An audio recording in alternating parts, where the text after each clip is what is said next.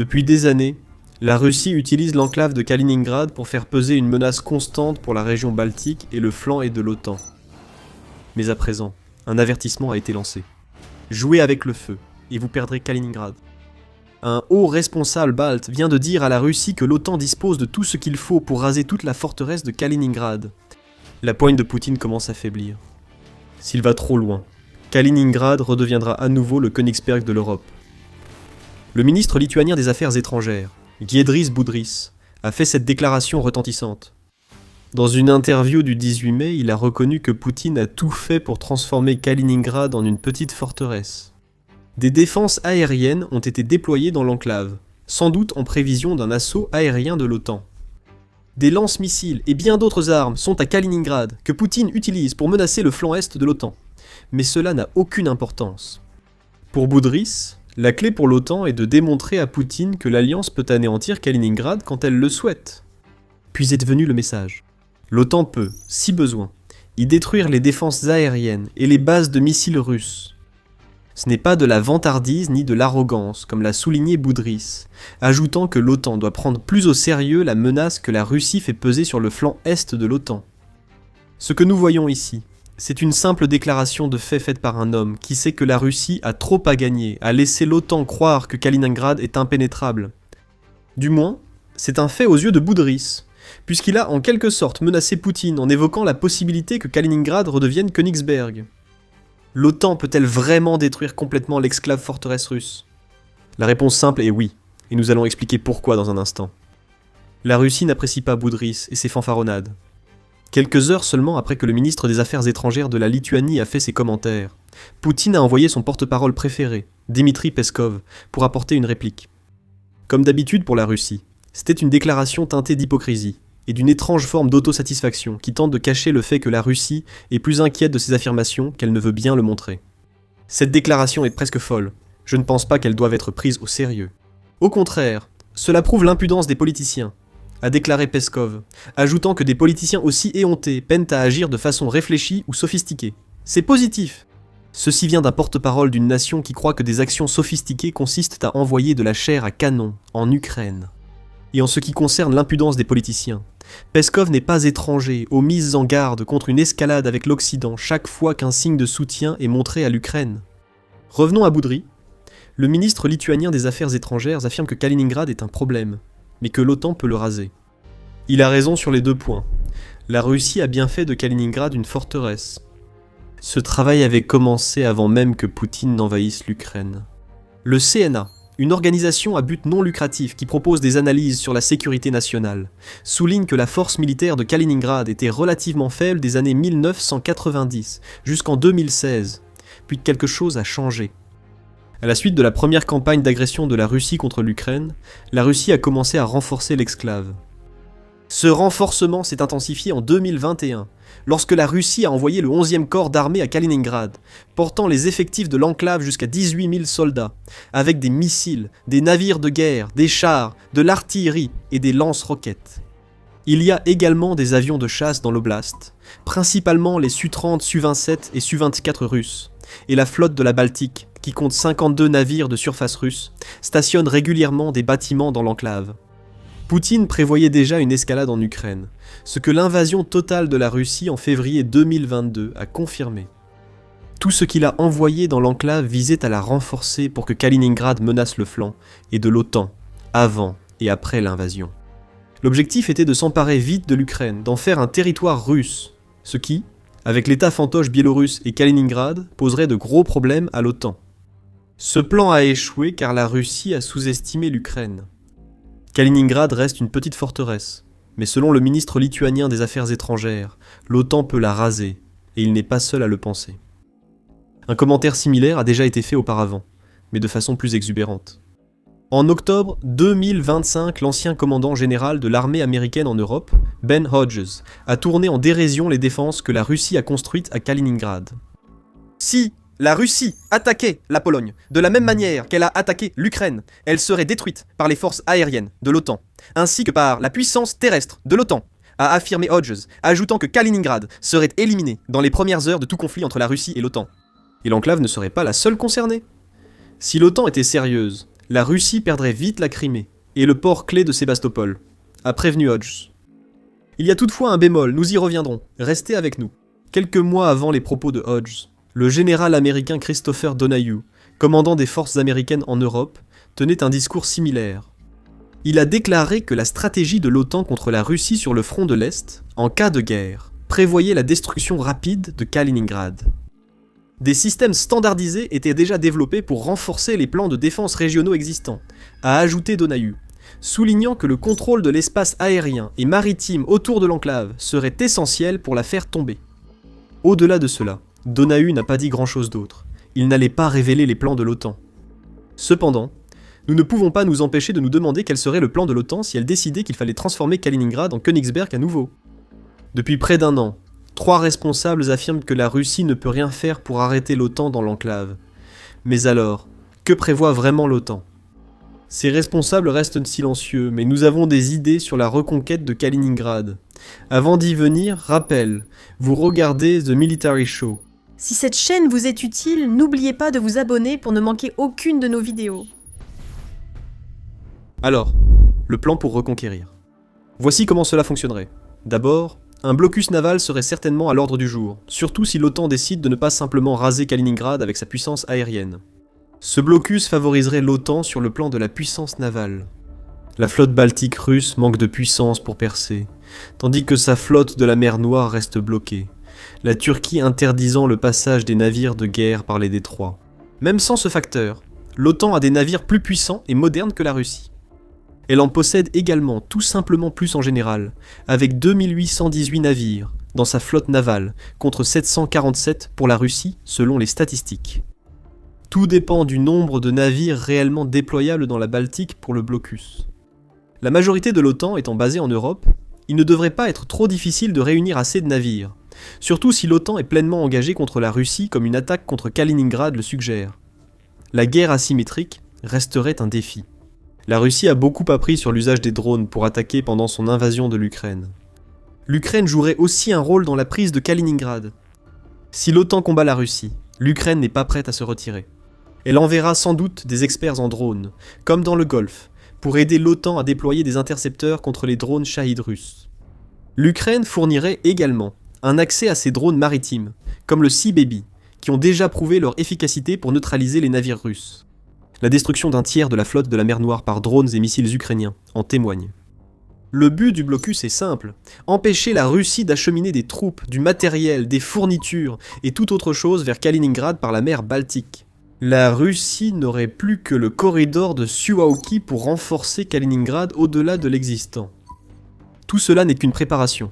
La neutralisation sera rapide et s'inscrira dans un plan multidomaine. C'est une façon élégante de dire que l'OTAN utiliserait tous les moyens possibles, y compris absolument tout, contre l'enclave pour la neutraliser aussi vite que possible. La question des effectifs se poserait encore. Avec le soutien américain à l'OTAN européenne, la Russie reste deuxième dans ce domaine, sous tous les aspects. L'OTAN possède plus de soldats, avions, navires, artillerie, missiles et blindés. Ils ne seront pas tous utiles, du moins lors du bombardement qui paralysera Kaliningrad.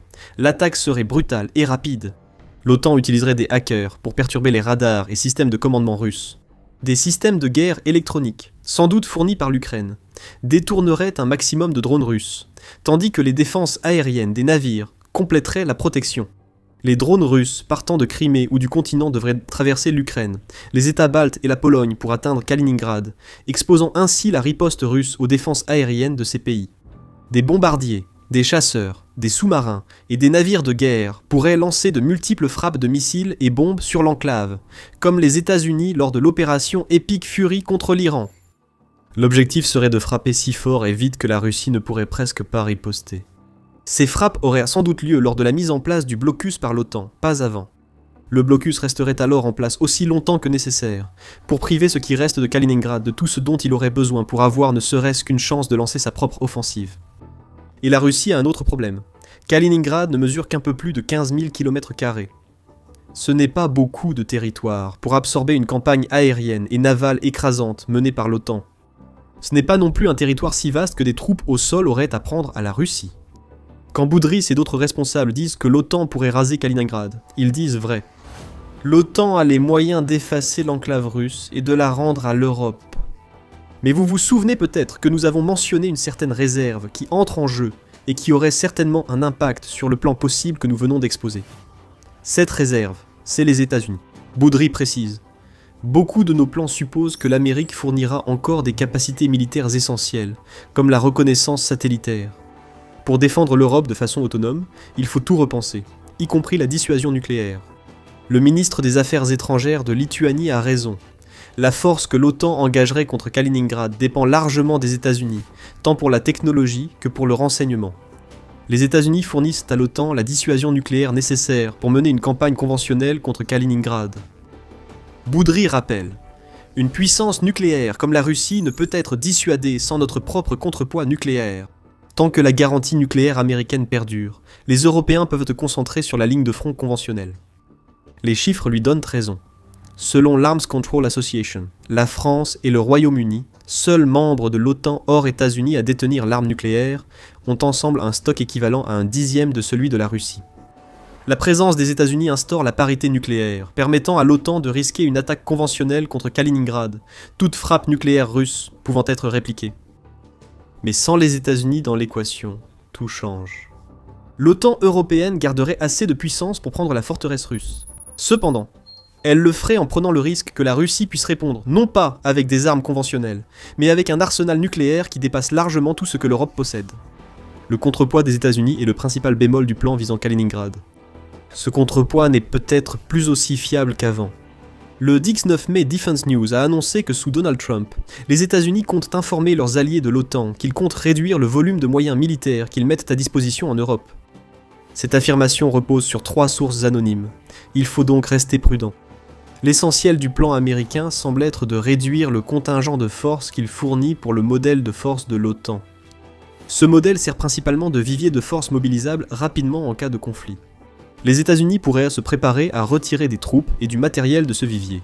Une rumeur qui a une certaine crédibilité, puisque Donald Trump a déjà affirmé qu'il s'attend à ce que les membres européens de l'OTAN prennent la responsabilité principale de la protection du continent.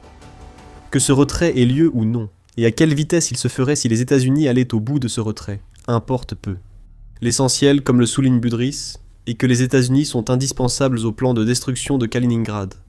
Sous Trump, la relation entre l'OTAN et les États-Unis a été tendue, d'autant plus qu'aucun pays de l'OTAN n'a soutenu les États-Unis lors d'opérations Epic Fury.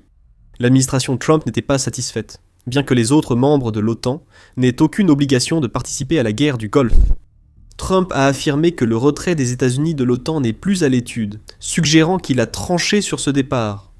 Bien sûr, ce n'est pas si simple. Une loi votée aux États-Unis en 2024 interdit au président de retirer le pays de l'OTAN sans soit l'accord des 2/3 du Sénat, soit une loi du Congrès l'autorisant.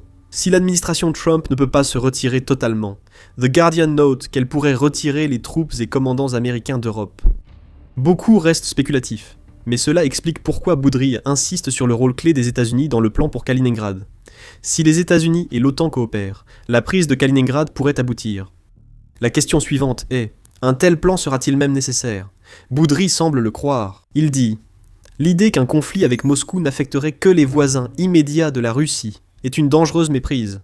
Cela fait partie de la propagande russe. En somme, l'Europe et l'OTAN ne peuvent présumer qu'un conflit resterait cantonné à la Baltique. Kaliningrad poserait problème à tout le front Est, et sans solution rapide, Vladimir Poutine pourrait s'en servir pour s'emparer des États baltes et établir une forte défense russe à l'Est. Cet avant-poste pourrait vite devenir plus qu'un voisin gênant sans une action rapide de l'OTAN. Le corridor de Suwałki pose un problème spécifique. Cette étroite bande entre Lituanie et Pologne relie Kaliningrad à la Biélorussie. La crainte principale est que la Russie lance un jour une attaque sur 2 fronts depuis ces régions pour prendre le corridor et s'étendre en Pologne et Lituanie. Kaliningrad n'est peut-être pas une menace majeure à elle seule, même avec son renforcement militaire. Mais si vous ajoutez la Biélorussie dans l'équation, alors l'OTAN a un problème, et ce problème pourrait rapidement devenir une réalité. Le dictateur de la Biélorussie, Alexandre Loukachenko, a annoncé la mobilisation ciblée des troupes de son pays le 12 mai, apparemment, en préparation d'une sorte d'opération terrestre. La Biélorussie et la Russie mènent aussi une opération militaire commune, débutée le 18 mai visant apparemment à s'entraîner au déploiement d'armes nucléaires tactiques depuis la Biélorussie. La destruction de Kaliningrad pourrait s'imposer si la Biélorussie continue ainsi.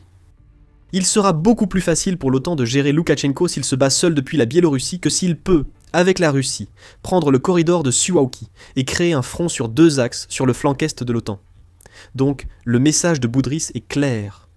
La Russie constatera vite à quel point Kaliningrad est vulnérable si Poutine poursuit l'escalade. Il est intéressant de noter que l'OTAN, surtout ses membres d'Europe de l'Est, pourrait justifier la destruction de Kaliningrad.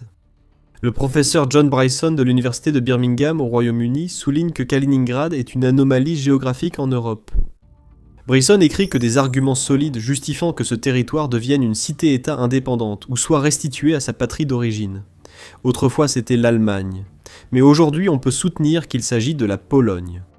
Quoi qu'il en soit, d'autres que la Russie revendiquent Kaliningrad, et toutes ces revendications impliquent de restaurer le territoire tel qu'il était autrefois.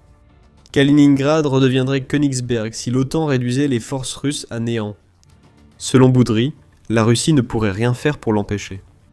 Kaliningrad n'est pas le seul territoire où la Russie garde une emprise fragile.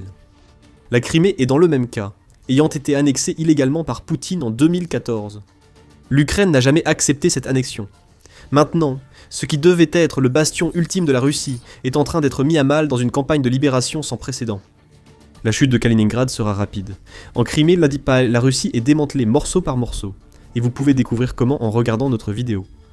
Et si vous avez apprécié cette vidéo, n'oubliez pas de vous abonner à The Military Show pour voir plus d'analyses sur notre chaîne.